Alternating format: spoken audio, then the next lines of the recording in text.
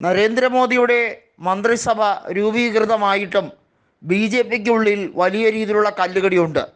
ഒപ്പം സഖ്യകക്ഷികളുടെയും T D പിക്കും J D യുവിനും നല്ല പോലെ അസ്വസ്ഥതയുണ്ട്.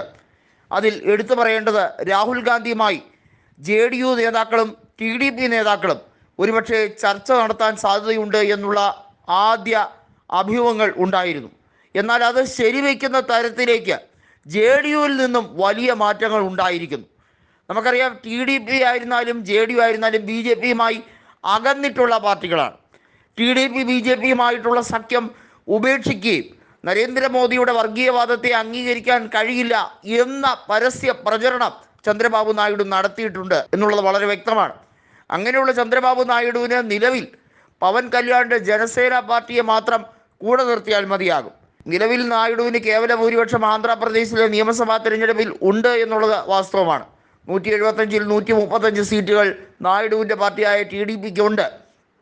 പവൻ കല്യാണിന് മത്സരിക്കാൻ കൊടുത്ത 21-ൽ 21 സീറ്റും നേടിയാണ് അദ്ദേഹത്തിന് ഉപമുഖ്യമന്ത്രി സ്ഥാനത്തേക്ക് കൃത്യമായും ടി ഡി പി ക്ഷണിച്ചത്.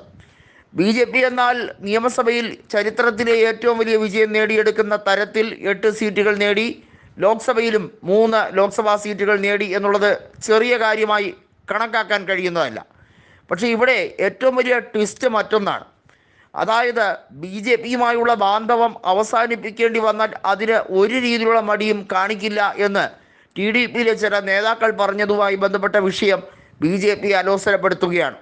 ടി ഡി പിക്ക് എപ്പോൾ വേണമെങ്കിലും നിലപാട് മാറ്റാം. അതുപോലെ തന്നെ ജെ ഡി യു രാഹുൽ ഗാന്ധിയുമായി ചർച്ച നടത്താൻ ഒരു രീതിയിലുള്ള മടിയുമില്ല.